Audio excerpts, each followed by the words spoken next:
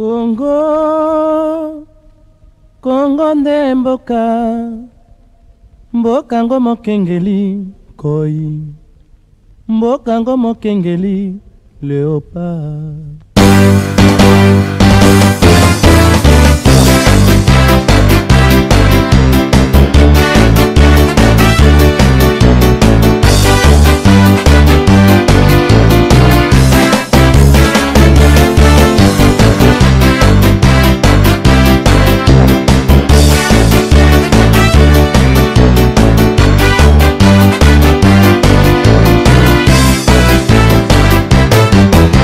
Batata Bamama Bandeko, mesdames, mesdemoiselles, messieurs, bonsoir en ce samedi 7 juillet 2023. Merci de nous accueillir en vos chaumières.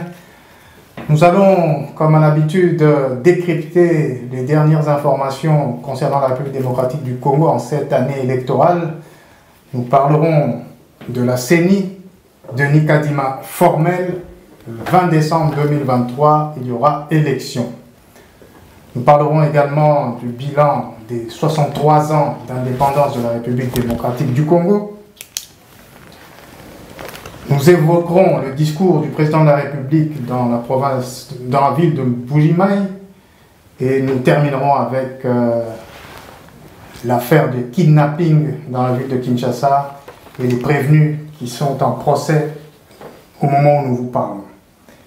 Avant toute chose, nos analystes favoris. À ma gauche, le pasteur Bobo Koyamba. Pasteur Bobo, bonjour. Bonjour Patrick Yogo. Comment allez-vous en ce samedi qui fait très chaud ici en Belgique aujourd'hui, n'est-ce pas? Oui, très très chaud. Je me porte bien que mon pays, on doit faire plus. Merci. Baudouin Lambaouechi de CongoIndépendant.com. Bonjour Baudouin. Comment allez-vous? Bonjour Patrick, je vais bien, merci. Très bien. Vous aurez remarqué l'absence de Jean-Cornélis Nandou qui est pour des raisons personnelles à Kinshasa.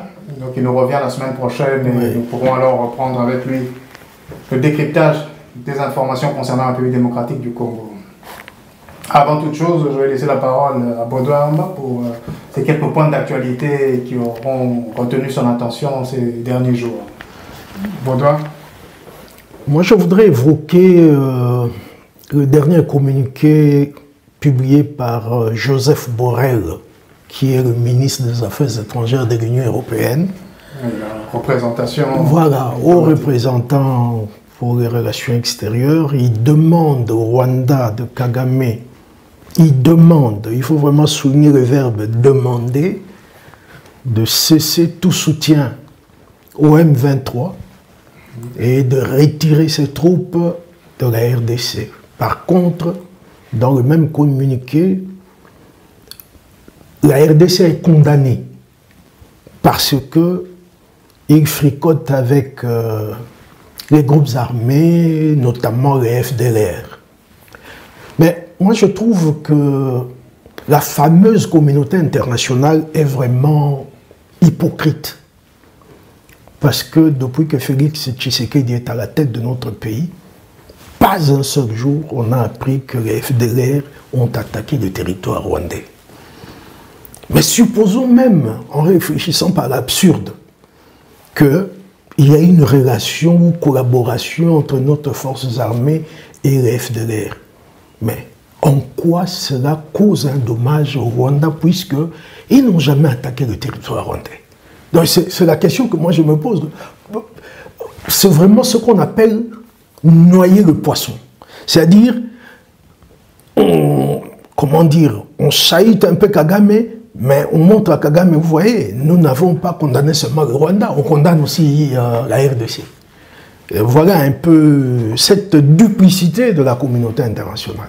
Un autre point qui aurait retenu votre attention? Non, j'aurais voulu en parler, mais je me demande si on ne va pas évoquer ça après. C'est la sortie médiatique de Mme Muyumba, Francine Muyumba, sénateur FCC.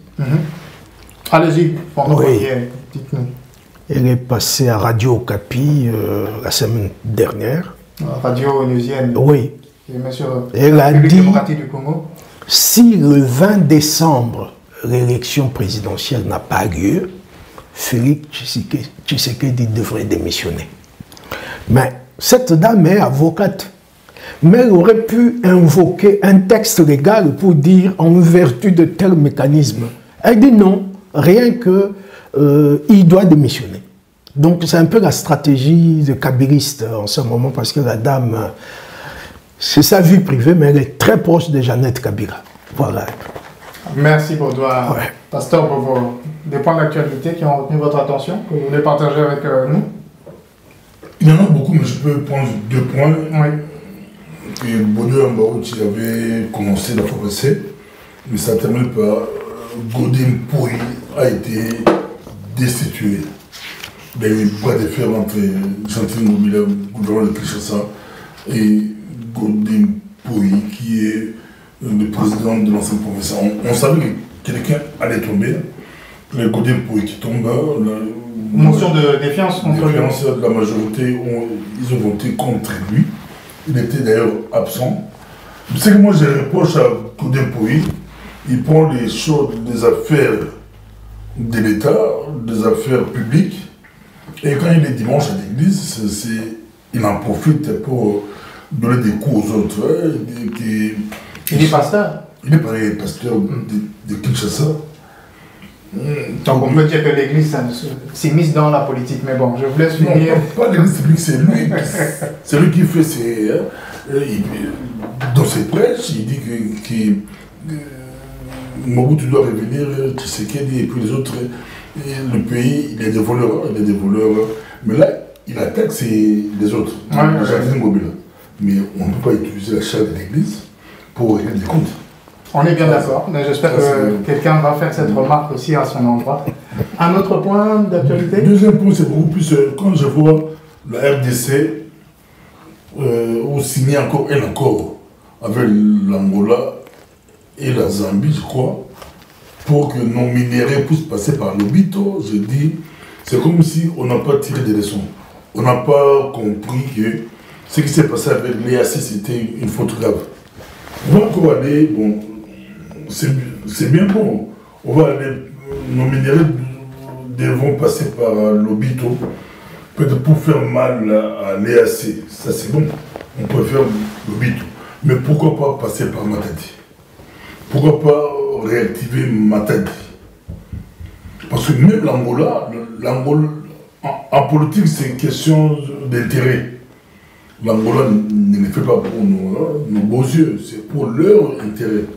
Donc nous devons, avant d'aller signer ou accepter des accords comme ça, moi j'aimerais qu'on puisse utiliser l'intelligence du Congo pour qu'on puisse travailler l'idée de faire travailler le port de Matadi. Comment faire? Un petit commentaire là-dessus, Baudouin? Un petit commentaire. Le chemin de fer, c'est un secteur que je connais un tout petit peu, pour avoir travaillé au ministère des Transports. Jusqu'à la guerre de l'Angola en 1975, quand l'Angola est devenu indépendant, la Gécamine sortait 20% de nos minéraux par l'Obito. Parce que sur le plan de trajet, c'est plus court que les ports sud-africains ou les ports tanzaniens, tout ça. Donc, optimisation. Oui, tout à fait. L'Obito, c'est quand vous êtes à Dilolo, vous rentrez en Angola, je ne sais pas combien de kilomètres encore, mais c'est moins cher au niveau de l'exploitation par rapport à Beira ou Mozambique, où il y a des troubles d'ailleurs avec les Chebab, ou en Tanzanie, le port de Kigoma ou Dar es Salaam. Donc c'est pour des raisons économiques. C'est pour des raisons économiques. D'ailleurs, l'Angola avait fermé un moment ce tronçon-là parce que la Gécamine ne passait plus par là.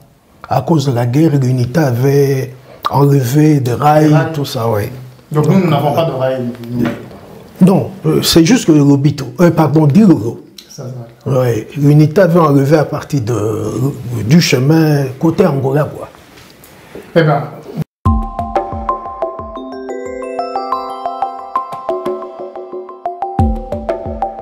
vous tendez la perche pour rentrer dans le menu de ce jour, par rapport à la souveraineté, l'indépendance, etc.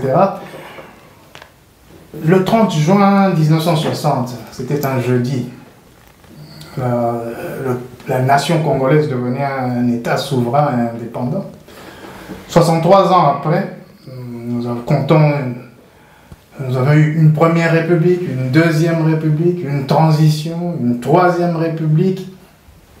Et nous voilà maintenant en 2023, 63 ans après, avec 5 chefs d'État. Le premier qui avait été élu au suffrage indirect, le suivant a pris le pouvoir par la force puis a organisé des élections. Ensuite est venu quelqu'un qui s'est installé par la force, soutenu par le Rwanda et l'Ouganda. Puis il a été assassiné, son fils est devenu chef d'État. Nous sommes là donc au 4e. Et puis nous voilà avec le 5e chef d'État qui est en exercice jusqu'à la fin de cette année. Est-ce que vous pouvez, l'un et l'autre, faire un bilan de cette souveraineté, de cette indépendance? Sommes-nous réellement indépendants et en quoi pouvons-nous le voir? Qui veut se lancer en premier? Je ne sais pas si je peux vous rappeler un fait historique. Allons-y, nous sommes en plein dans l'histoire ici. Le premier gouvernement mis en place par le Premier ministre Lumumba a organisé une première réunion de Conseil des ministres. Il y avait un seul point à l'ordre du jour. Le partage des... Augmentation des émoluments de ministres et des députés. Le partage des véhicules et des domiciles. Non, tout ça. Oui. Mais augmentation des émoluments des ministres, c'était le seul point à l'ordre du jour. Et ça, c'est pas moi qui le dis, c'est Thomas Kanza, qui a écrit un livre. Lui, il était ambassadeur aux Nations Unies. Hein? Il a écrit un livre sur le conflit au Congo. Il a dit, c'était ça. Ils se sont partagés les villas. Moi, je prendrais le villa qu'occupait le juge machin. L'autre, c'est l'impala de tel magistrat, etc., etc. Au fond, nous n'avons pas été préparés. Ça, c'est vraiment, c'est de la litote, quoi, dire ça. Vous savez, en 1963, une de mes sœurs a terminé les études, comme on appelait ça, moyennes. Le ministre de l'Éducation qui a signé son diplôme, Nzoko Yobaba. Si vous vérifiez, Nzoko Yobaba n'avait pas fait plus de 4 années d'études secondaires. Donc, nous étions mal partis avec une population non formée, non préparée. Ça, c'est un. Fallait-il attendre d'être formé ou c'est l'opportunité, c'est l'histoire qui veut que c'était à ce moment-là que ça devait se faire? Oui, c'est-à-dire que... Sans perdre votre fil. Hein. Oui, je ne sais pas si c'est une sorte de conséquence logique. Moi, j'étais à Lubumbashi. Je voyais les étudiants de la Kasapa, comment ils enviaient les cadres de la GECAMINE, comment ils enviaient les cadres de la Société nationale des chemins de fer. Ils les appelaient les Mvwandu.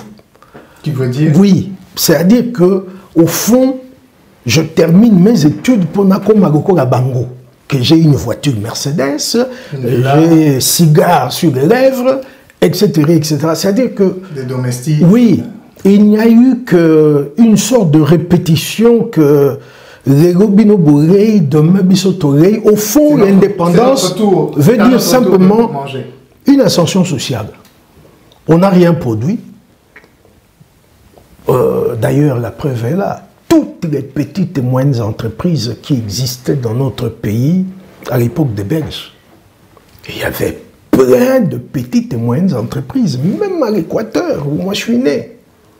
Mais tout s'est parti. Tout s'est parti. Il y a eu les organisations, évidemment, et puis il y a eu les rébellions, etc. Bon, nous avons une grosse part de responsabilité, c'est vrai, mais il y a aussi des éléments exogènes, toutes ces rébellions, sécessions. Pasteur Bobo, un commentaire sur juste cette partie-là, et puis je repasse la parole à Baudouin pour continuer son... C'est vrai qu'on disait toujours que l'Afrique noire est mal partie, ou le Congo, on était très mal parti pour l'indépendance, mais c'est que moi je déplore au niveau de nos dirigeants, au niveau de l'intelligence du pays, jusqu'à aujourd'hui, nous continuons à pleurnicher, à pleurer. 63 ans après, 63 ans après. Je ne sais pas quelle génération qui va relever le défi, je ne sais pas, mais si on commençait à changer le discours, que notre génération peut bouleverser les choses, changer les choses, ça serait bon. 63 ans après, on voit dans le domaine comme l'éducation. Qu'est-ce qui nous empêche, nous Congolais, d'avoir des bonnes écoles au pays? Ce fut le cas quelque temps. Il fut un temps où c'était le cas. Hein. Il y a beaucoup de médecins sud-africains qui étaient formés à l'Urbanium, etc. On a profité du système belge. Quand les Blancs sont partis, ils avaient laissé des structures. Ouais. On a profité 5-10 ans après. Et après, maintenant, nous-mêmes, on est dans la mort. J'étais ici en Belgique. Quand on voit des officiels africains, je ne citerai pas des pays parce que qui demandent même des aides aux communes. Et venez nous aider. Une commune comme Molenbeek ou Saint-Georges ou... Dans le cadre de jumelage de commune à commune, ou c'est l'État africain qui demande à la commune d'un État occidental? Les responsables africains, quand ils débarquent en Europe, d'abord ils négligent la diaspora, on ne nous associe pas. Et quand ils partent, s'ils voient un homme de couleur blanche, un blanc, il peut demander n'importe quoi. Et nos pays, on peut faire des choses. Au niveau de nos dirigeants, au niveau de nos pays, mais on est des bébés. Nous sommes très forts à construire des maisons comme Prigogine. Tu as vu la maison de Prigogine? Oui, bien sûr. Mais en Afrique, on en a beaucoup. Construit souvent par des Libanais, des Égyptiens, rarement par... On en a. Ouais. Si c'est privé, c'est bon. Mais pour le pays, pour l'intérêt général, donc, jusqu'à présent, on est coincé, on est bloqué par rapport à l'intérêt général. Dans le pays, 63 ans après, on a besoin des oiseaux rares là. Des gens qui peuvent relever le défi, travailler bien, des gens honnêtes, sérieux, très honnêtes, travailler bien là où vous êtes. Pour que votre bureau soit propre, non comme notre studio, c'est possible.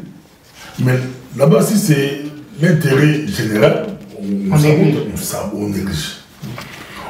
Mais chez soi, c'est très propre. On a demandé à une personne, pourquoi votre bureau est bizarre? Il dit, ah, Bobo, vous ne le comprenez pas. Le bureau là que tu vois, ça a fait entrer beaucoup d'argent. Si je l'améliore, si je les mets propres, demain, on va me chasser. Donc, tout le monde voudrait être là-dedans. Le bureau est très simple, lui il est là, il gagne beaucoup d'argent. Si c'est amélioré, c'est très propre. Ça va attirer. Donc, 63 ans après, c'est vrai que, comme a dit Baudouin, le Congo, on a mal démarré. En 60, mais 63 ans après. Baudouin, je vous rends la parole. Après... On peut faire redémarrer les choses, comme disait le musicien, on peut faire redémarrer les choses. Après ces remarques de Pasteur Bobo, vous pouvez reprendre là où vous étiez. J'aime beaucoup une citation attribuée à Gandhi. Nous devons être le changement que nous voulons voir dans le monde. Et dernièrement, je suivais sur Radio Top Congo.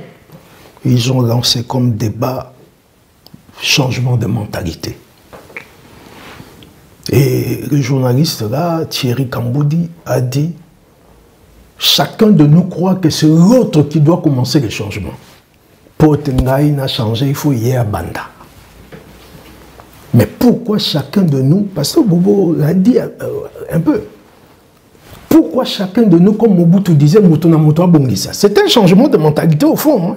Mutuna Motoa Bongisa. Et l'exemplarité manque au niveau du sommet. Je vais vous donner un élément Ouais. juste pour compléter tout ce que vous venez de dire l'un et l'autre. Il y a un philosophe américain ou sociologue, Stephen Covey, qui parlait du continuum de la maturité et qui aurait 3 étapes. La dépendance, où c'est toujours l'autre. Yo ne bongisa, yo nanya kosali c'est la et tout ça. Et puis il y a l'étape où on devient indépendant. Où maintenant on parle à la première personne du singulier ou du pluriel. C'est je fais, nous faisons, je m'organise, etc. Et puis vient alors l'interdépendance où on essaie de faire gagner tout le monde par la collaboration. Donc 63 ans après, il semblerait que nous sommes encore, d'après ce que Pasteur Bobo dit et ce que vous venez de dire aussi, à attendre que l'autre fasse. Oui, donc, absolument. nous ne sommes pas indépendants encore, nous sommes encore dépendants 63 ans après. Est-ce que c'est bien cela? Oui, oui, c'est bien ça. Mais moi, je prendrais 3 personnes. Je prends Mobutu, je prends Laurent Désiré Kabila et je prends Félix Tshisekedi. Tous les 3, ils ont la chance, ou ils avaient la chance de faire bouger les choses.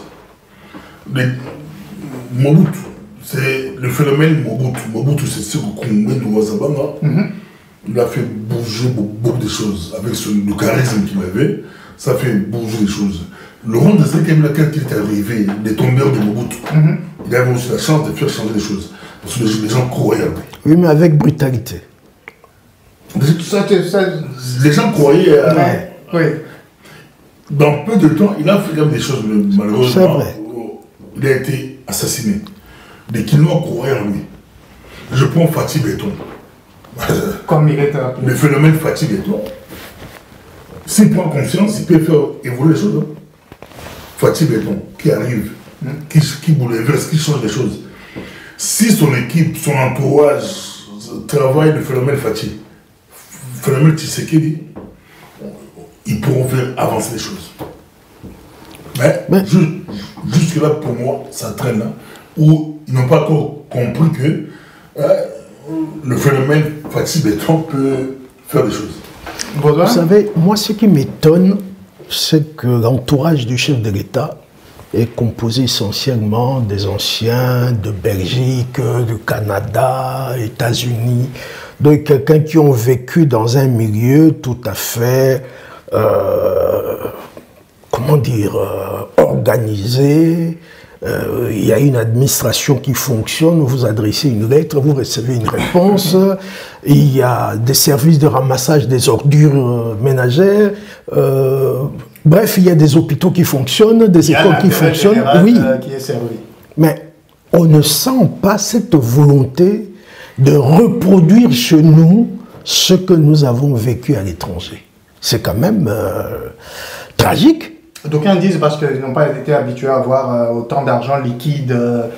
Quelqu'un nous racontait, il y en a qui, c'est pour la première fois de leur vie, qui voient une liasse de 10 000 $, et puis ça leur monte à la tête, d'avoir des gardes, etc. Moi, je pense que Est-ce que ça peut perturber quelqu'un? Pour moi, c'est beaucoup plus. Et quoi que le phénomène Fatih Béton, c'est mystique, c'est spirituel, c'est automatique. Automatique, les choses vont changer. Non, il faut travailler. Il faut travailler. Vous venez avec un slogan Fatih Béton qui déboulonne, qui change les choses, mais il faut mettre des structures, il faut travailler. Si nous voulons avoir quelque chose propre, il faut travailler.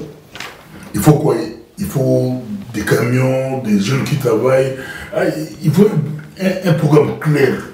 Mais ce n'est pas automatique. Comme c'est Fatih, c'est automatique, c'est spirituel, tout va aller de soi, non? Et c'est d'autant plus grave qu'en 60, selon des statisticiens, nous avions le même PIB que la Corée du Sud. Et regardez, aujourd'hui, la Corée du Sud fait partie des pays développés. Tout à fait. Et nous, il n'y a aucun secteur où on peut dire que nous avons une technologie de pointe, rien. Nous consommons tout. Vous savez, j'ai été en 1990 avec des journalistes belges le président Mobutu devait tenir début avril, comme ça, le dernier meeting, la rencontre dans le cadre de consultations populaires. On nous a logé à l'hôtel Caravia. Mais moi, je suis très curieux de voir toujours, je vois un produit, je regarde Made in ceci, Made in cela, tout Made in South Africa. Déjà à l'époque. Mais oui, 90. Un pays comme le nôtre. Et les gens sont contents. Il y a 20 ans, et Afrique du Sud, 90. 90. Donc les gens, donc nous, au fond, l'indépendance, c'est on se repose. Tout ça, il peut mingi tango la colonisation, topé manano. Oui. Mondega accueilli, chikoteza et souter, topé manano. C'est-à-dire, nous ne sommes devenus que de simples consommateurs. Regardez même à Matongé. De Belgique ou de... Matongé, ici à Bruxelles. Vous trouvez nos gens que dans des secteurs comme la coiffure, la vente de produits cosmétiques, tout ce qui est alimentaire, c'est entre les mains des Pakistanais et des Indo-Pakistanais. Et ce qui est plus grave, ouais. Vous trouvez des Congolais qui classent, ils travaillent chez les Pakistanais pour classer les Chikwang. Donc il est même sous, on dit boy du Pakistanais. Un Congolais peut avoir son magasin pour vendre les produits congolais. N'est-ce pas un manque d'esprit d'entreprise? La Belgique, enfin, c'est un peu lié avec la bourse et tout ça, mais on a le BEL 20, les 20 grandes sociétés belges, en France le CAC 40, etc. En République démocratique du Congo, est-ce qu'on a comme ça un listing des grandes sociétés nationales qui produisent des choses et qui, par leur justement impôt, renforcent le budget de l'État? Mais quand je prends Matongé comme a dit Baudouin, moi, le Congo pouvait aussi avoir une politique, hein, de financer la diaspora, de financer l'entrepreneuriat. Vous financez, parce que les Pakistanais sont aussi financiers. Ils ont beaucoup d'argent, ils viennent, ils cassent le marché, ils créent beaucoup de magasins. Si tu es voisin, j'avais un ami qui avait un magasin à Matongé, il a fermé. Parce qu'on lui bombarde 4 magasins à côté. Mais avec des produits qui viennent du Congo. Tous les produits. Non, pas nécessairement. Et dernièrement. Quand on dit du Congo, la consommation, c'est nous, la consommation. Mais les produits. Oui, j'ai vu un livreur avec le diable, on appelle ça comme ça, plusieurs cartons de bananes made in Uganda. Mais c'est grave. Donc nous avons des mangues, je sais que Pasteur Bobo aime beaucoup, mais on ne mange jamais des mangues venant du Congo. On mange des bananes plantains, mais ça vient d'où? Peut-être d'Amérique du Sud? Peut-être ça vient de chez nous, c'est-à-dire une quantité juste pour l'autosubsistance, les gens vendent. Mais c'est quand même grave, un pays comme le Kenya exporte des fleurs. Un autre pays, même le Rwanda, exporte du thé, du café. La Côte d'Ivoire fait du café produit fini, comme Nestlé fait. Ça dit, nous, ils travaillent. Mais oui. Voilà, parce que nous, tout ce qu'on exporte, c'est... Matière première. Voilà. On n'a aucune ambition industrielle. Si ils savent que les Congolais aiment beaucoup du pondo, ils vont faire du pondo au Cameroun, mais ils mettent RDC. C'est du marketing, quoi. Oui, même s'il y a... comme vous aimez tromperie sur la marchandise. Le pondo RDC, ils vous mettent RDC. Pourtant, on a un fonds de promotion de l'industrie. Mais ça se trouve où? C'est politisé. À Kinshasa. On peut l'avoir que...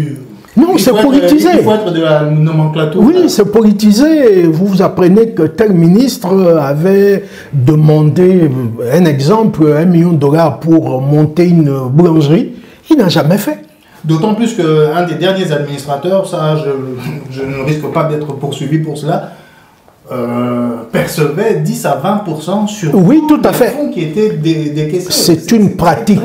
C'est une pratique. Oui, c'est une pratique. Comment est-ce que votre projet peut réussir si déjà le fonds qui sera alloué est amputé de 10 à 20%? Mais vous signez que vous avez reçu le montant que vous avez demandé.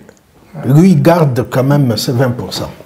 Non, c'est-à-dire que je vais risquer de dire que le pays est pris par une sorte de mafia, à tous les niveaux, l'armée, la police. Mais quand vous imaginez que les affaires foncières, il y a des fonctionnaires au ministère des Affaires foncières qui passent le temps à voir des contrats. Vous avez acheté un terrain quelque part, il y a un délai pour la mise en valeur. Passé ce délai, l'État reprend ça. Alors, il manigance un procès avec des juges, des avocats. On vous envoie soi-disant une convocation à comparaître que vous n'avez jamais reçue et vous êtes condamné par contumace et vous perdez le terrain. Et tout ça, les avocats, les greffiers, les juges, oui, tout à fait. L'administration foncière, tout le monde. Oui, les notaires. Non, c'est une mafia. Alors, sur ce point, parce que tout à l'heure, Pasteur Bobo avait parlé de Laurent Désiré Kabila, vous aviez souligné, oui, mais lui c'était avec la brutalité. Mais pour mettre fin à cette mafia généralisée, je crois même que le 5e chef d'État de la République démocratique du Congo l'avait laissé entendre que le pays est à un niveau auquel il ne s'attendait pas de corruption. Ne faut-il pas justement une sorte de brutalité légitime, et donc venant de l'État, pour remettre de l'ordre dans tout ça? Vous savez, la brutalité dont je parle, c'est la chicotte. Laurent Désiré Kabila avait rétabli la chicotte avec les Rwandais. Oui. Moi, personnellement, je vis un drame dans ma famille. On vous demandait quel est l'âge. Vous dites 50 ans, 50 coups de fouet. Sur le ventre, hein? Pas derrière, sur le ventre. Un oncle à moi est mort. Il travaillait avec le général Borosi. On a accusé. Ils sont venus l'arrêter. Toumbouyou, donc montrer le ventre là. Allez, il tape. Bref. Mettre fin à parce que là, je crois qu'il a été certainement accusé à tort et sanctionné, malheureusement mort pour rien. Est-ce qu'il ne faut pas, on va parler de brutalité, mais de rigueur pour mettre les choses dans l'ordre? Oui, mais si je prends le plan, j'ai suivi mon cours qui a fait une déclaration ici. Là, on s'est fait des propositions. Le premier point que mon cours propose, sur le discours du 30 juin, c'est beaucoup plus qu'il faut un leadership fort. Il nous parle de leadership fort qui, au niveau du Congo ou de l'Afrique centrale, pour faire redémarrer le Congo, il faut un leadership fort. Je ne sais pas si leadership fort égale président fort ou système fort. J'allais vous poser la question parce que on devrait lui poser à lui la question. Peut-être que vous pouvez essayer d'entrer en contact avec lui pour savoir qu'est-ce qu'on entend par leadership fort. Est-ce que Kassavou, vous n'étiez pas un leader fort? Non, pas du tout. Est-ce que Mobutu n'était pas un leader fort? Est-ce que Laurent Désiré Kabila n'était pas un leader fort? Est-ce que Joseph Kabila n'était pas un leader fort? Est-ce que Félix Tshilombo Tshisekedi n'est pas un leader fort? Qui est-ce que nous attendons? Les oiseaux rares dont vous nous parliez, ou 63 ans quand même là maintenant? Vous savez, hein, pour compléter Pasteur Bobo, je ne sais pas si vous avez terminé. Allons-y. C'est difficile d'avoir un homme fort dans un système démocratique comme le nôtre. Une démocratie en gestation. Il y a tout le monde, c'est comme dans l'église, tout le monde répète la chanson, on ne peut pas arrêter, vous touchez à droite de l'homme, tout ça, vous savez. Même si le système est perverti, mais oui, finir. Je vous avais dit que Manu Reus, un éditorialiste flamand, avait écrit en 92, et il dit le Zaïre a besoin d'un homme à poigne, mais gestionnaire. C'est-à-dire que, pas seulement manier la chicotte, mais il faut donner aussi la carotte. S'il y a équilibre, les gens peuvent marcher. Mais il y a un autre élément, c'est l'exemplarité. Ah, parlons-en de l'exemplarité. Oui, l'exemplarité de... Quand on dit leadership, ça suppose quand même un certain modèle. Quelqu'un qui travaille sur base de valeurs. Parce que comment voulez-vous sanctionner quelqu'un qui arrive en retard alors que vous-même vous êtes en retard? Comment voulez-vous sanctionner quelqu'un qui a pris de l'argent dans la caisse alors que vous-même vous faites au-dessus de tout le monde? Il nous manque des leaders exemplaires qui montrent le chemin. Le bon chemin. Le bon chemin. Pasteur Bobo, vous partagez ce point de vue? Je suis d'accord avec Boudien Baouti. Il faut que ça, au niveau du sommet, vous voulez, on vous arrête. D'abord l'exemplarité et puis ça peut faire avancer les choses. Sinon ça sera... Donc il faut un leadership fort, mais c'est définir ça c'est compliqué. Maintenant leadership fort à tous les niveaux. C'est au niveau de la présidence? Non, à tous les niveaux. Ou bien à tous les niveaux. Oui, c'est-à-dire il faut qu'un leadership soit sévère mais juste. Hein, on ne dit pas fort, c'est-à-dire il vient, il viole les droits des gens. Non. Fort mais juste. Ouais. Voilà, on pourrait... Par exemple, oui? on reproche souvent, quand j'ai su même le procès là, on va en parler, on reproche souvent les magistrats au niveau du pays. Si on trouvait des magistrats comme en Italie, des gens qui arrivent, un homme fort, comme on disait King Wadolo à l'époque, au niveau de la magistrature, des gens très forts qui vont faire appliquer la loi.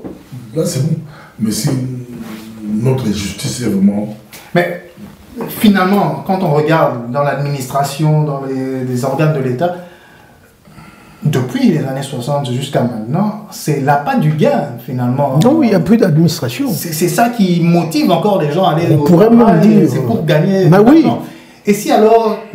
On dit ça comme ça, voyons voir. Et si alors ce gain pouvait être perdu, par exemple, les hauts salaires des parlementaires, si on les réduisait, est-ce que ça va faire changer les choses?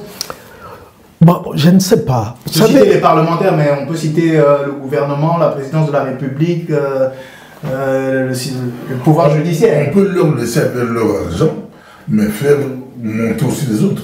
Si eux tous, par exemple, si les fonctionnaires, non, les députés touchent 20 000 $, comme vous disiez, entre guillemets 20 $.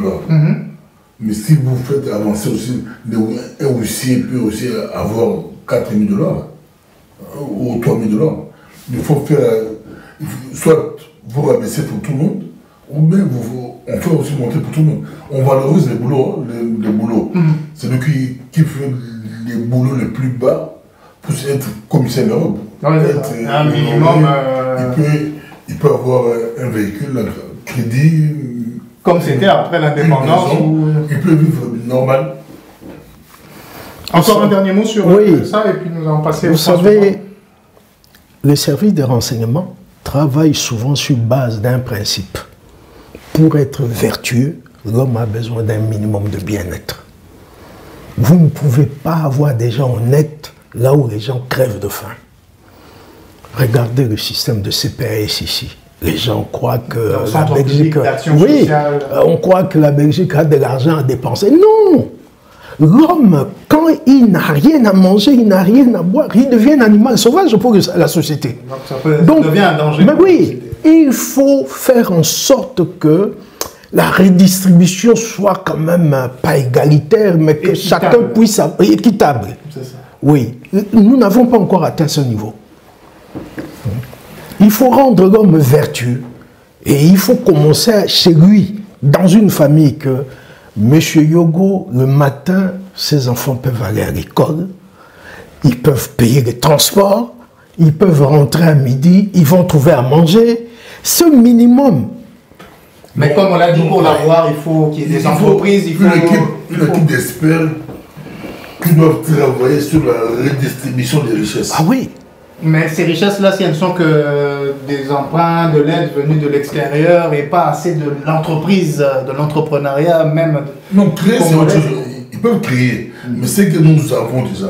C'est qu'on a. Voilà. Savoir redistribuer. Si entre nous ici, on a 100 €, il faut bien distribuer. Si vous donnez à vivre de 80 €, là, ça ne va plus. Toi, tu prends... moi, je prends 15 €. Toi, tu prends 5 €. Léger problème. Non, par rapport à l'âge, tout dépend du critère, la clé de répartition.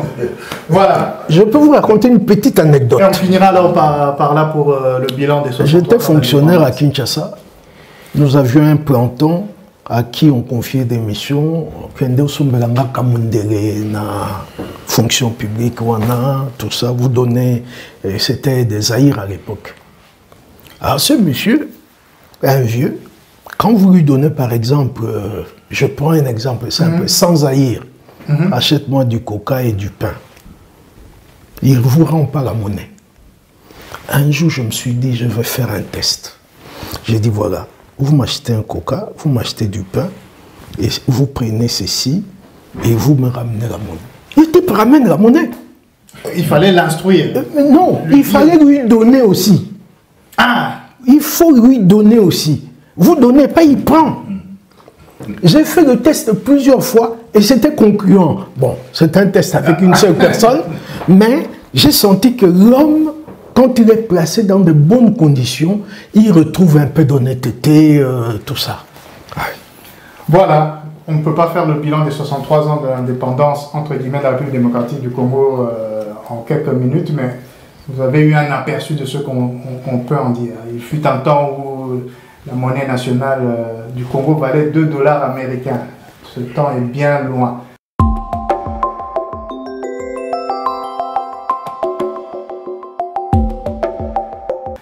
On va parler, année électorale oblige, du deuxième point, celui de la Commission électorale nationale indépendante. Comme chacun le sait, nous sommes à 5 mois et 12 jours des élections prévues le 20 décembre 2023 et le président de la dite CENI, Denis Kadima, est très formel sur cette question. Le 20 décembre, il y aura bel et bien des élections.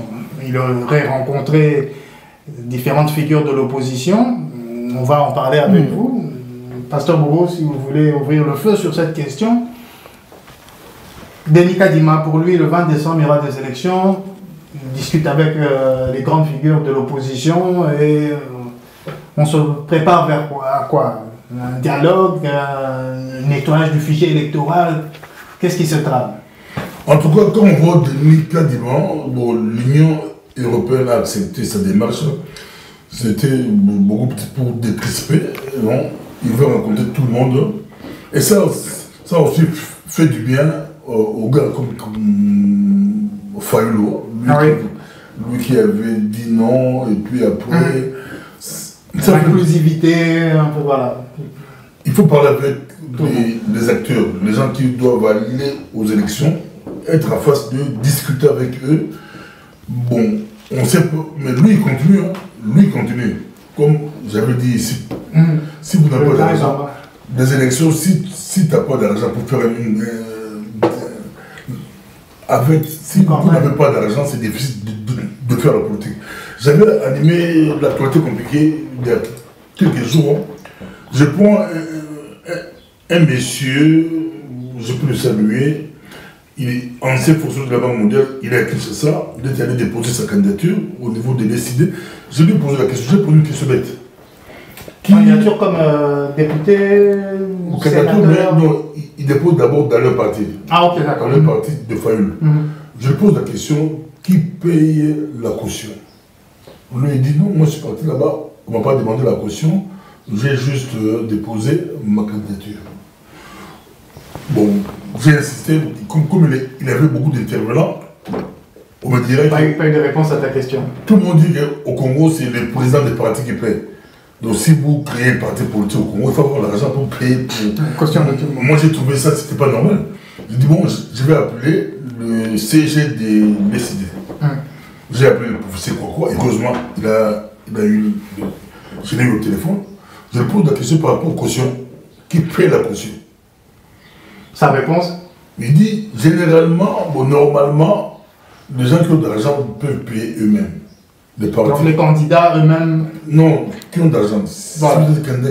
Les autres, c'est les partis qui payent. Mais il dit au pays, généralement, les gens sont de mauvaise foi. Même s'ils ont de l'argent, c'est le président des partis qui paye. Mais lui, il dit lui-même, l'élection passée, c'est lui, il a payé pour lui-même et pour un autre candidat. Donc pour dire qu'au pays, c'est des présidents des partis qui paient. Dans l'organisation du parti en question, est-ce que les militants cotisent pour le parti? Il y a une caisse du parti? Non, il n'y a pas de caisse. C'est ça d'où vient l'argent. C'est un peu plus bon. On me dirait que Fayulu est millionnaire, donc il a beaucoup d'argent, il peut payer pour ses candidats.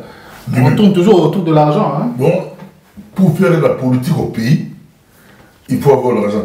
Mais il faut réglementer ça. Il faut essayer de réglementer ça, qu'on puisse voir, que les partis politiques puissent commencer à faire l'appel des fonds, des cotisations. Si on contrôle ça, c'est bon. Sinon, c'est la jungle. Moi, j'ai beaucoup d'argent, j'ai créé mon parti. et je paye la caution de tous tous les membres. Et la campagne, etc. Et ça devient un vote censitaire. Et puis donc ça fait du désordre au niveau du pays. On me dirait qu'au niveau de l'UDPS, ils ont dit qu'ils vont payer 90%, je vois, même 90%, c'est le parti qui paye. Moi qui viens d'Europe, si je veux être candidat, pour payer 600 €, 500 €, on doit payer pour moi. J'ai dit, mais pourquoi? Pourquoi le parti doit payer pour moi 500 €, 600 € si moi-même je peux payer? Baudouin. J'ai suivi dernièrement Jacques Ndala, qui est le président de la Ligue des jeunes d'ensemble de Moïse Katumbi. Il est passé à un média, là, bref. Il a dit que Ensemble a déjà remis à tous les responsables provinciaux l'argent pour la caution. Donc, il ne se pose aucun problème. C'est-à-dire que, voilà, c'est le parti qui donne, c'est Katumbi qui paye. Donc, pour répondre à cette question. Alors, Denis Kadima. Depuis un certain temps, Denis Kadima se débat pour créer un climat de confiance entre la CENI et le monde politique, y compris la société civile. Comme vous savez, il avait invité d'abord les quartets ou les 4 mousquetaires. Katumbi n'était pas là, il était représenté par Boringue Tengue. Ils ont formulé des exigences. Il faut restructurer la CENI, il faut un audit externe du fichier électoral, il faut revisiter la loi électorale, il faut recomposer la Cour constitutionnelle. Qu'est-ce qu'ils ont demandé encore? Et que l'élection puisse avoir lieu sur toute l'étendue de la République et le 20 décembre. Mais quand on réfléchit, on peut se poser quand même des questions. Est-ce que ces gens ont un mandat? Qui leur donne le mandat pour exiger à une institution, parce que la CENI est une institution d'appui à la démocratie, oui. Mais ces acteurs politiques, je dirais, ils s'appuient sur quel texte, quel mécanisme pour faire des exigences? Et pourtant, ils sont écoutés et entendus. Oui, c'est-à-dire que je crois que c'est dans un souci seulement de, comment dire, ramener la sérénité dans la société. Mais il n'y a aucune base légale. Ce n'est pas une exigence légale qu'il faut que la CENI fasse ceci, fasse cela. Alors, hier, comme une sorte de réponse à tout ce monde, Denis Kadima a reçu les représentants des partis politiques et leur a dit, au final... En plus des 4 figures oui, là... Il a invité tous les représentants de partis politiques. Il y avait d'ailleurs... Les 939 partis politiques recensés au ministère de disons, il a invité les plus connus, hein, parce que d'autres n'ont pas d'adresse. D'accord. Ils n'ont pas de domicile. Voilà, on a juste... Oui, alors, il leur a dit... Le 20 décembre, c'est vraiment une sorte d'ultimatum. Le 20 décembre 2023, il y aura des élections dans ce pays.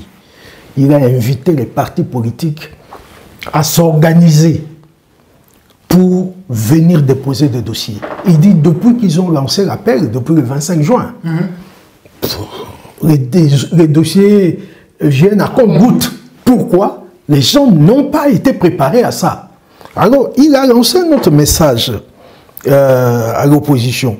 Il dit, vous devez vous organiser en ayant vos témoins, vos observateurs. Ne comptez pas uniquement sur les observateurs de la CENCO. La CENCO, c'est la société civile. Vous êtes des partis politiques, vous devez vous organiser en tant que parti politique. Or, pour avoir des témoins, il faut les nourrir. Le minimum, c'est 5 $ par jour. Or, j'ai oublié ou j'ai vu des chiffres. Il y a 200 et quelques bureaux de vote. 1000.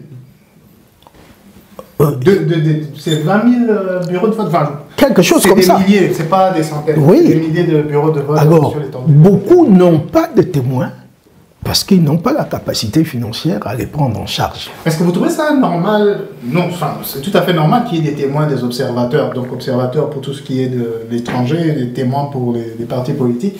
Mais vous trouvez ça normal que le contrôle doit être fait par les partis politiques plutôt que la CENI ne fasse bonne diligence en publiant de manière publique, transparente, les procès-verbaux affichés sur un site internet ou je ne sais pas, comme on voit aux États-Unis, comme c'était le cas au Nigeria, je ne sais pas. Où il faut qu'on puisse avoir la possibilité de vérifier, contre-vérifier la transparence de tout ça. Pasteur, vous voulez parler? Je crois que le processus électoral porte déjà en eux le germe du conflit. Oui. Moi, malgré la nouvelle loi électorale qui a bien signalé que oui, tous les processus avant étaient... Il y a un problème pour contester. Moi, j'ai été assesseur aussi en Belgique une fois. D'ailleurs, en avril 2024, il y a de nouveau les élections. Je n'ai jamais été pour un parti politique. La commune m'envoie une invitation. Une convocation pour... Convocation. Vous serez assesseur arrivé de telle heure à telle heure. Il faut respecter. C'est la loi. J'étais là, je travaille pendant. Vous avez droit, je crois, un sandwich. C'est ça. Donc, j'étais là. Pourquoi ne pas le faire chez nous? Non, il y a une tradition ici. Il y a une tradition. Regardez, il faut toujours qu'on refasse un coup d'œil rétrospectif sur l'histoire. D'où venons-nous? Il y a eu la guerre. Il y a eu des mouvements de rébellion. Nous avons été colonisés par les Belges ou pas? Non, je ne parle pas de cette époque. Okay. Je parle de 2002. D'accord, oui. En 1999, ils ont signé un accord à Lusaka, l'accord de cessez-le-feu, entre MLC, le gouvernement, le RCD. On va sur le partage du pouvoir. Oui, ils sont allés à Sun City. La logique, c'était quoi? Il faut une institution neutre pour que personne ne soit avantagé par rapport aux autres. Oui, mais je suis d'accord avec vous, avec cette logique-là, mais avec plus de 1000 partis. 1000 partis, il faut 1000 témoins dans un bureau. Un peu moins de 1000, 900 et quelques. C'est exagérément trop de toutes les façons. Même 500. 500 témoins dans un petit bureau. Comment allez-vous les gérer? C'est la grande question, mais évidemment... 500 témoins. Il y a des partis qui ne sont pas viables, hein. Ils ont juste... on peut même descendre à 100 témoins. Même 100 témoins. Dans les classes, dans les écoles, hein, certains bureaux de vote sont les écoles, dans une classe, vous allez avoir 100 personnes. Et même si ces 100 témoins-là ont vu vers... On va toujours contester, c'était rouge. C'est faux, c'était rouge. On les a payés, c'était faux. Donc ça va créer des problèmes. Bon, donc, pour finir votre idée, pour savoir un peu avec cette rencontre. Donc, Denis Kadima, la légitimité de... Oui, justement, on peut poser la question, parce que finalement, ça devient une sorte de boulet au pied. Ces gens, prenons un exemple, Matata Pogno, il vient de créer un parti il y a quelques mois. Il n'a même pas un député à l'Assemblée nationale. Lui seul, il est sénateur. Alors, il revendique, il pose des exigences en vertu de quoi? On peut poser la question. On peut poser la question aussi pour Katumbi. Son parti, Ensemble, parce qu'on ne doit pas confondre ça avec l'Ensemble pour la République, qui était une plateforme électorale. Il n'a pas d'élu. C'est un parti qui est créé. Je suis même étonné d'entendre les gens dire Ensemble et Moïse Katumbi, c'est un grand parti. Mais grand parti par rapport à quoi? Parce qu'il est implanté sur toute la République. Mais la grandeur, c'est le nombre de députés. Non, mais je sais pourquoi ils disent que c'est un grand parti. C'est pour ça. Mais alors, il y a une autre question. Un instant, parce qu'il y a une autre question qui vient justement. En parlant de l'opposition, vous doutiez de leur légitimité, je suis d'accord avec vous. Le chef de l'opposition, qui est, lui, normalement, devrait exister en Troisième République. Comment se fait-il que depuis que la Troisième République est Troisième République, il n'y a jamais eu un chef de l'opposition qui a une dotation payée par l'État pour fonctionner comme chef de l'opposition, être l'interlocuteur. Non, il n'y a personne qui fait l'unanimité au sein de l'opposition. Et le pouvoir et l'opposition, personne ne veut qu'il y ait un chef de l'opposition, mais on veut peut-être les alliances. À l'époque, c'était clair que c'est Jean-Pierre Bemba. Mais il n'a jamais pris. C'est le voilà. Oui, tout à fait. Après lui. Après lui, c'était Fayoulou. Mais Fayoulou, comme il est élu, il ne peut pas être chef de l'opposition. Il a opté pour président élu. Président élu, de ça profiter au système, ça profiter au pouvoir de Tshisekedi, ils ont trouvé. Mais pour les autres qui sont là, les Matata Pogno, les. Comment Délice Sam et autres. Pourquoi personne ne. Parce que j'ai plus en tête comment fonctionne l'élection du chef de l'opposition. Il faut d'abord aller aux élections. Voilà. C'est lui qui va gagner, c'est tout. Aller aux élections. Il y a le poids politique qui doit jouer. Le chef de l'opposition doit être celui qui a le plus de sièges. Alors, avec ce que dit Baudouin, ils n'ont aucune légitimité, c'est toutes ces personnes, puisqu'il n'y a plus quand on réfléchit, le chef de l'opposition. Que ce soit sur le plan moral ou sur le plan légal, ils n'ont aucune légitimité. Mais ils sont quand même reçus. Déjà, un homme comme Matata qui traîne tant de casseroles derrière lui, vous vous rendez compte, il pose des exigences. Présumé innocent jusqu'à ce qu'un tribunal le condamne autrement, ou une cour. Oui, c'est vrai. Ce qui le concerne. De toute façon, je vous avais interrompu, vous vouliez dire quelque chose si vous vous en souvenez, ou pas? Tout de suite avant, quand j'ai parlé de la chef de l'opposition, vous vouliez dire quelque chose, mais je vous avais interrompu. Mais non, c'est triste par rapport à tout ce qu'on voit. Si aujourd'hui le Congo a 63 ans, il faut aussi commencer à dire que personne ne va plus créer des partis politiques. Nous en avons assez. Si c'est chaque année, chaque élection, on crée 1300 partis, 400 partis. Non, là, il faut qu'on modifie la Constitution. C'est pas sérieux. Ouais. Est-ce que les 900 partis là qui sont aujourd'hui, on peut les laisser travailler pendant 20 ans? Il faut qu'on recrée.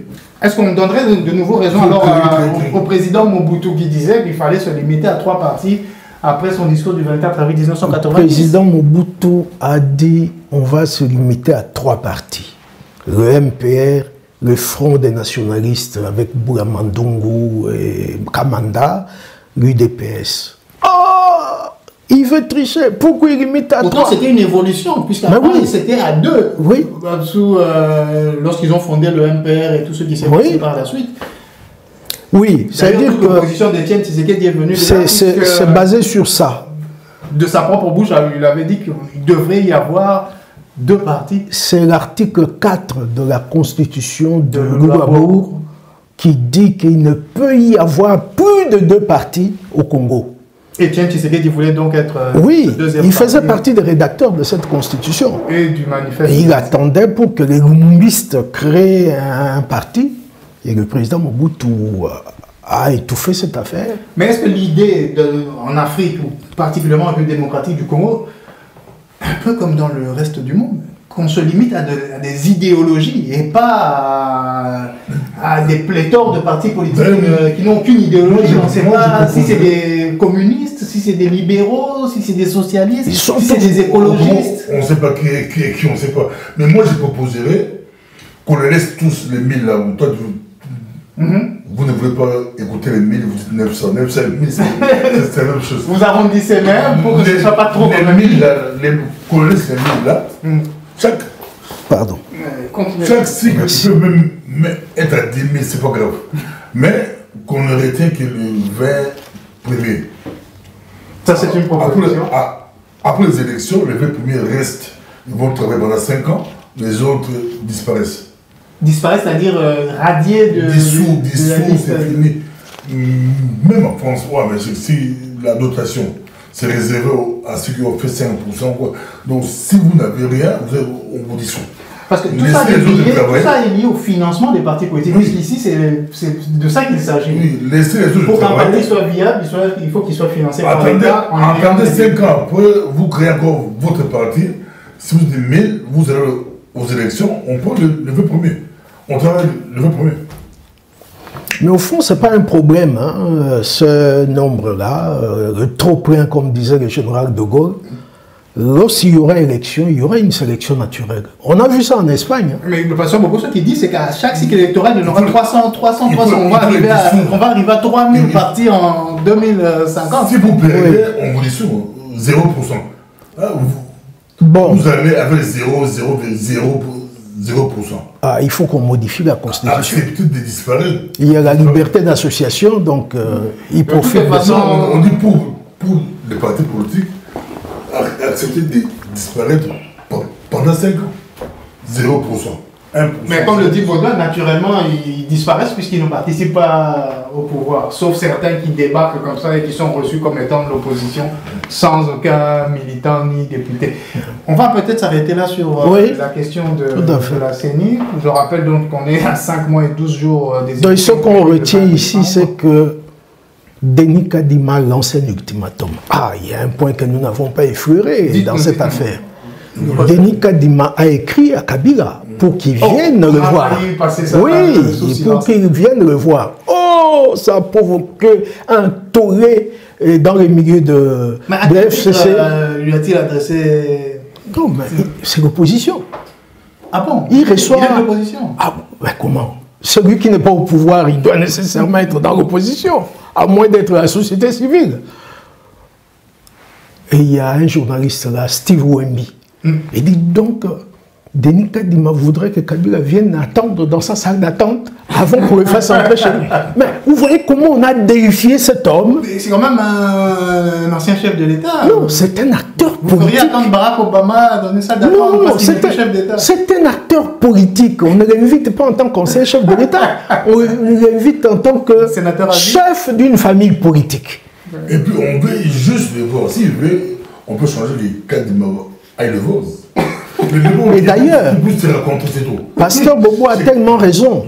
Dans la lettre, Kadima précise, soit il vient au siège de la CENI, soit à un endroit à convenir. Donc, il savait que ça devait être délicat. Et il a mis ça. Ah non, vous ne pouvez pas demander... Voilà, on a failli passer sous silence cette partie. Et moi, je crois, sans couper la parole, l'ultimatum donné par Kadima, c'est suite à l'attitude des gens de Kabila. Dans tous les cas, c'était prévu pour le 20 décembre. Je crois que le 20 décembre, qu'il vente, qu'il pleuve, on va voter. Il a dit qu'il y a encore deux problèmes, la sécurité, évidemment, et un peu d'argent, mais en ce qui concerne l'argent... Denis Sassou me déclare qu'eux aussi vont... on dit quoi? Annoncer, ils ne vont pas attendre la CENI pour proclamer le gagnant. C'est aussi compliqué. Encore faut-il qu'il y ait des élections le 20 décembre, on verra bien. Déjà, avant les élections, l'autre parti dit que nous aussi, nous allons proclamer le gagnant. Je dis ça comme ça, mais ça n'empêche que moi, il y a un vent de dialogue et de glissement dans l'air. Avec Malmal, c'était dans le char de combat qui était allé annoncer. Avec l'autre, c'était vraiment très compliqué. Le deuxième, c'était qui? Murunda. Murunda. Le troisième, Nanga. C'était la nuit. C'était la nuit. Voilà. On va passer au troisième point,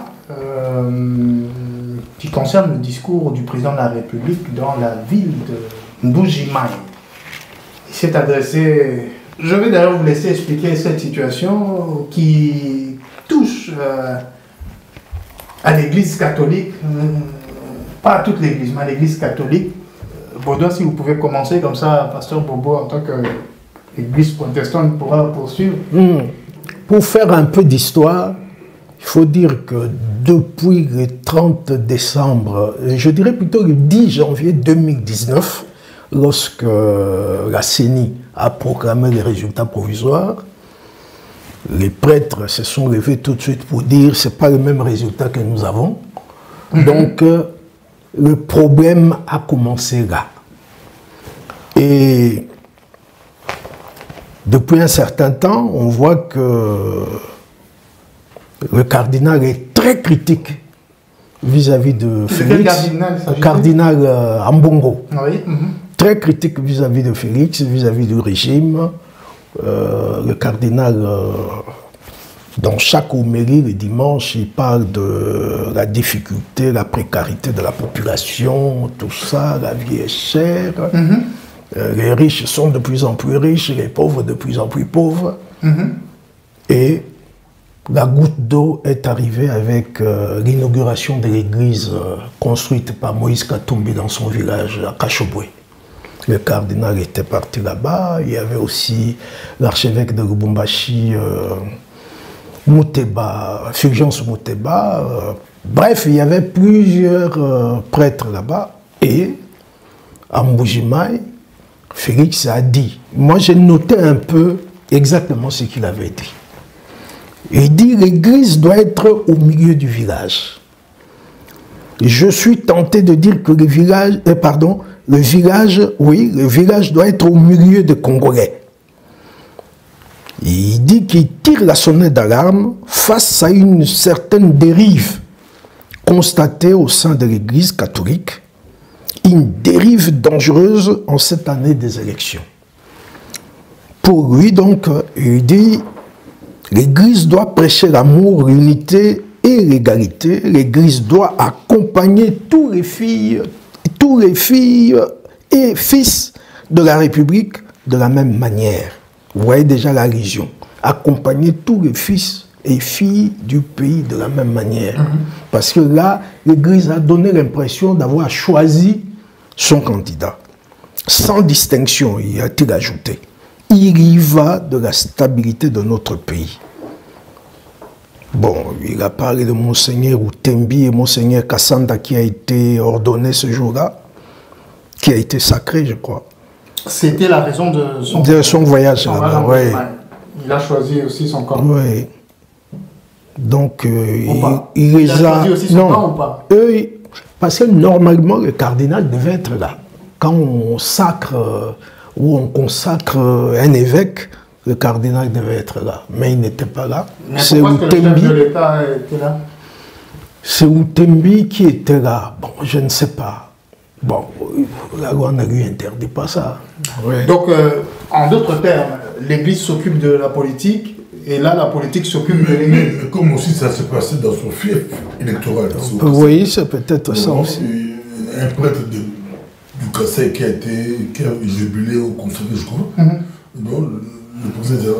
Mais est-ce qu'on est d'accord qu'il y a quand même cet entrelacement de la politique et de la religion dans tous les cas? Puisque voilà un chef d'État qui participe à quelque chose alors que l'État congolais est un État laïque. Il vient assister à la consécration, au sacre, je ne sais pas comment on a appelé précisément, d'un prélat. Voilà. Est-ce qu'il le fait aussi pour l'église protestante? Parce que il est déjà venu quand vous avez eu un archibishop ou je ne sais pas. Nous, ce n'est pas les protestants, nous, c'est l'esprit de réveil. Le président est proche des esprits de réveil. Mais quand il parle là-bas, c'est aussi pour répondre à Mbongo. Le président Mbongo, oui. Oui, c'est aussi parce qu'il y a un conflit. Moi, j'ai fait la peut-être compliquée avant-hier ou hier, j'ai titré ça à chaque président son cardinal. C'est ça. Maloula avait, Mobutu avait Maloula, Kabila avait Monsengo. Et Tchaou. Et Tchaou d'abord. Oui, j'avais oublié Tchaou. J'ai mis que Kabila avait Monsengo et puis Tshisekedi a son Mbongo. Donc on ne peut pas les séparer. Donc ce n'est pas propre à ce chef de l'État là, c'est non, ce que l'Église a toujours des problèmes avec le pouvoir. Hein. Et il y a une phrase à la fin que Félix a prononcée. J'aime bien comment vous l'appelez toujours par son prénom. Oui. Très proche, semble-t-il. Non, non, non. On n'est jamais proche d'un chef de l'État. Appelons-le en parole. Et il dit, il y a quelques personnes dans l'Église catholique, donc, qui risque de diviser notre nation. Et en tant que garant de l'unité de notre nation, je n'accepterai une telle dérive. Donc c'est une menace. Et il avait même dit que, bon, c'est moi qui répète comme ça. Je m'en fous des droits de l'homme. Voilà, qu'on ne me parle pas des droits de l'homme demain s'il arrivait à frapper, quoi. Ouais. Et de cette chute-là, est-ce qu'un chef d'État peut parler comme ça? Non, je ne suis pas d'accord avec lui. Là, je ne suis pas d'accord. Il peux pas me laisser les droits de l'homme. L'UDPS, la force de l'UDPS, ça a été des groupes des droits de l'homme. Hein. Ils ont beaucoup travaillé ou aidé l'UDPS. C'est pourquoi ça a choqué beaucoup de personnes. Comment l'UDPS, au pouvoir, un fils de l'UDPS, puisse cracher sur la soupe des organisations de droits de l'homme. Là, si il a été conseillé, il a été mal conseillé. Mais on voit l'Église catholique. Il y a la guerre de leadership. L'Église catholique veut contrôler ou le pouvoir, ou répondre à sa place. Alors, dans les années 60, 70, 80, l'Église catholique était très fort au pays. Mais aujourd'hui, avec la montée, l'arrivée des églises de réveil, c'est comme si les pouvoirs commencent de plus en plus. C'est depuis Mobutu, ils ont commencé de plus en plus à aller vers les églises de réveil et casser l'influence catholique. Et les catholiques veulent répondre leur place. Je crois qu'à part Mobutu qui était clairement catholique, les autres chefs d'État étaient tous de croyance protestante. On accuse, c'est Mobutu qui a créé les églises de réveil avec une bande, il fallait financer. C'est un peu partout en Afrique. Ils ont financé les églises américaines, les églises de réveil. C'est un courant. Mais je crois qu'il n'y a rien à faire. La religion et la politique sont entremêlées, oui.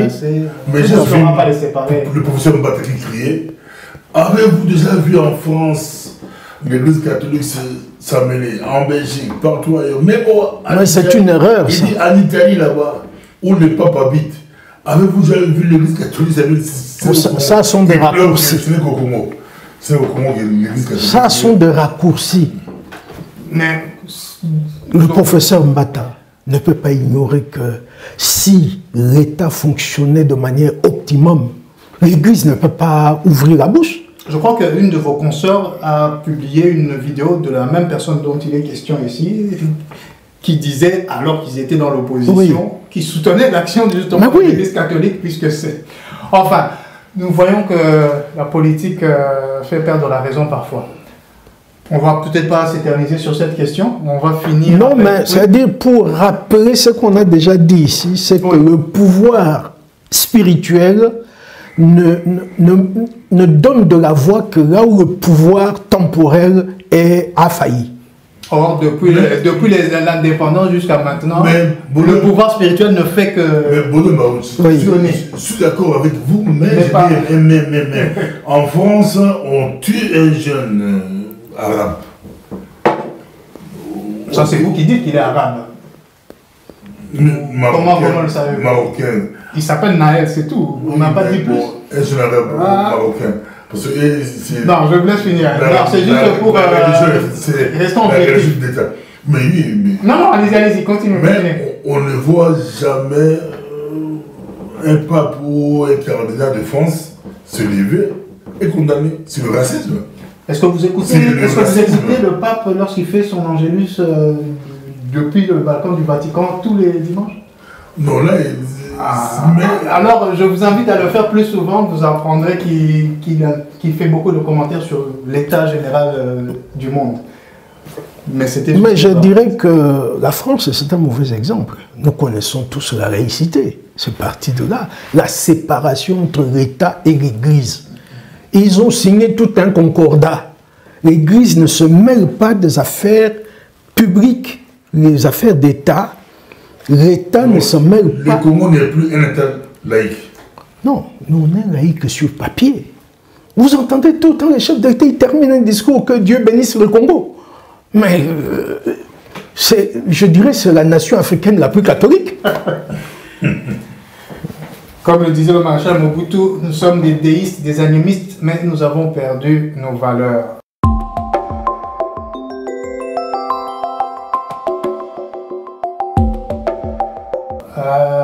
On va finir avec le dernier point de ce soir.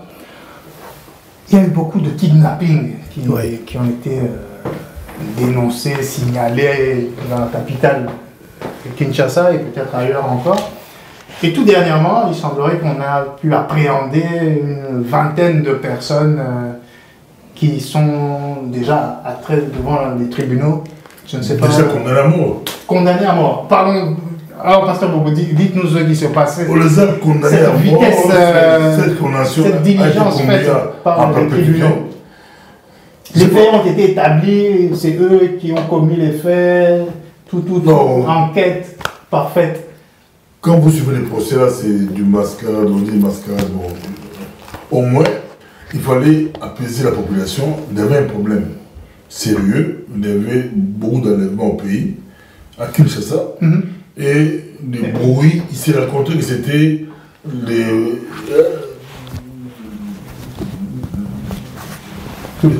trafics d'organes. Mais je vois qu'à chaque période, je vois ce que... Mais au niveau du gouvernement, ils ont assuré, Pistacho Sama, le Condéo, leur porte-parole, Patrick Bouyaya, ils ont tout fait pour assurer que l'histoire des trafics d'organes, c'est faux, c'est pas ça. Mais c'est ça qui a fait vraiment... Même au niveau du procès, on n'a pas écouté vraiment des traces ou des faits par rapport au trafic d'organes. Même quand un prévenu voulait dire que je connais les endroits, je connais les gens qui font ça, il fallait qu'il ne me plus le cas, parce que pour eux c'était la manipulation. On ne voulait pas suivre cette piste-là, c'était de la manipulation. Ils ont fait le procès, mais moi j'étais déçu. Hein.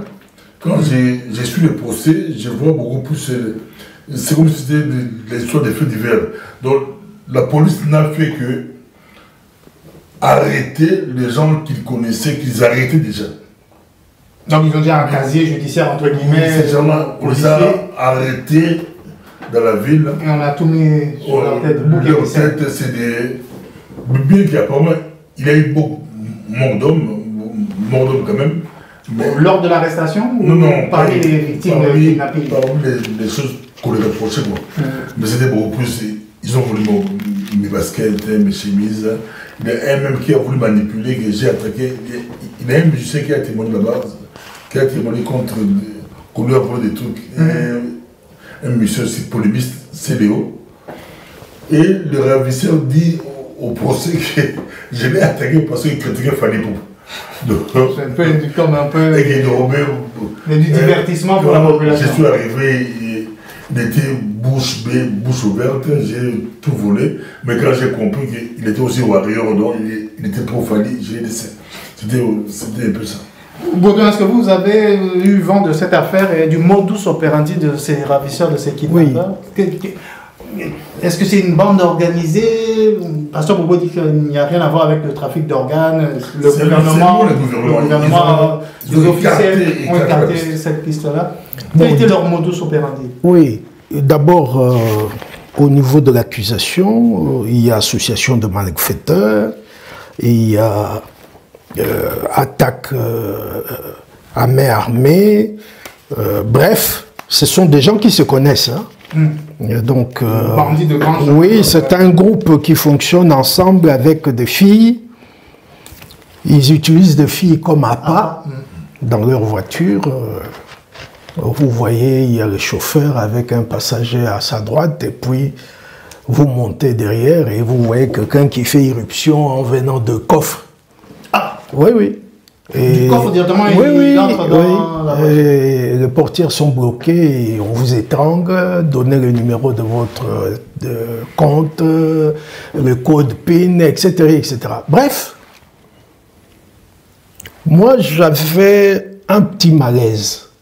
Vous savez, depuis que je suis passé au ministère de la Justice, je ne regarde plus les faits, je regarde l'individu. Est-ce qu'un être humain normal peut quitter sa maison et dire, Lélo, je vais enlever Foulani X, Y, Naïba et Biloko, tout étrangler. Moi, je me demande si ces gens ne sont pas finalement les victimes de la société. Une société qui ne leur donne pas de formation, une société qui ne leur donne pas d'emploi. Parce que, écoutez, Patrick, tu as une occupation. Le matin, tes enfants te voient en train de te préparer, tu déposes les enfants à l'école, peut-être, j'imagine. C'est bien ça. Et puis tu vas au boulot. comme on dit. Et tu fermes ton téléphone, on cherche à te joindre, on ne parvient pas vers 13h, tu es en pause, et puis tu rentres chez toi, on t'appelle, ah, je suis un peu fatigué, j'ai été au boulot. Donc je ne vois pas Patrick ressortir pour aller kidnapper des gens.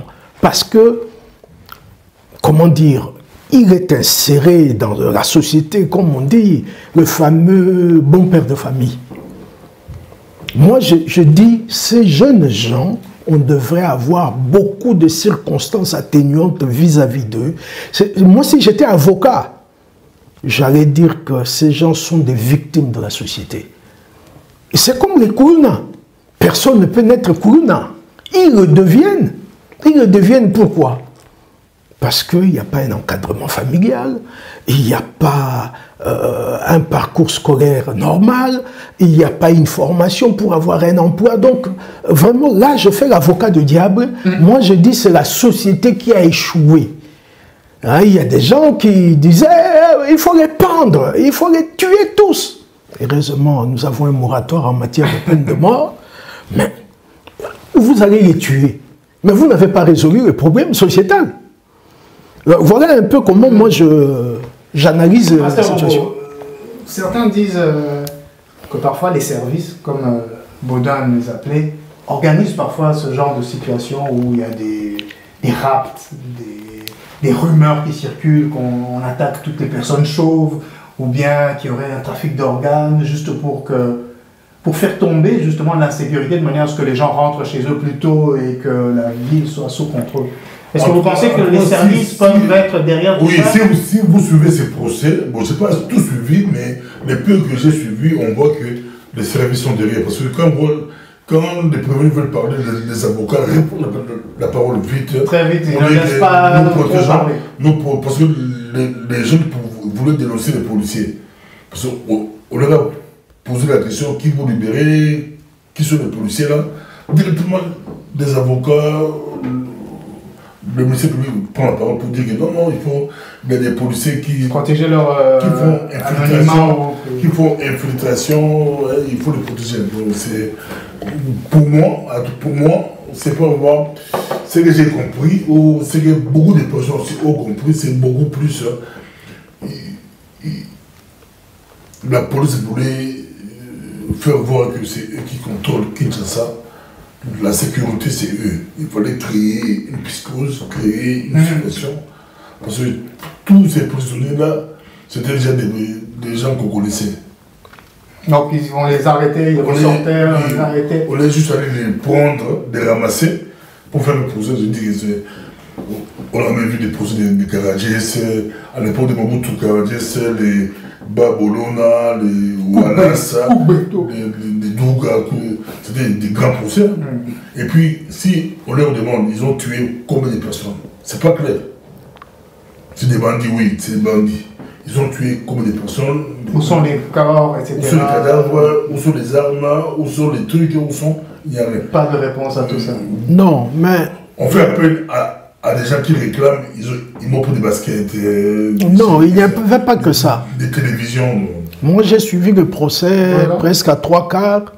Il y a par exemple le cas d'un major de l'armée dont la fille a été fiancée par Big Boy. C'est le nom qu'on donnera d'un des chefs. Des gangsters. Oui.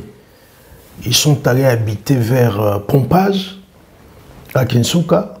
Et puis après, les voisins ont contacté la famille pour dire mais moi, Nabino, je n'ai pas Nabino. Il dit pourquoi? Ah, tout le monde a réagi sauté. Mais tu as remarqué que Nzinzi Baza rôdait tout autour de la maison et pas on va s'en foutre là. Oh, ils ont appelé des policiers, ils ont cassé, ils ont trouvé le corps en putréfaction. De la fille du Oui, l'appareil génital était parti, les reins étaient partis, et il apparaît même de la gorge.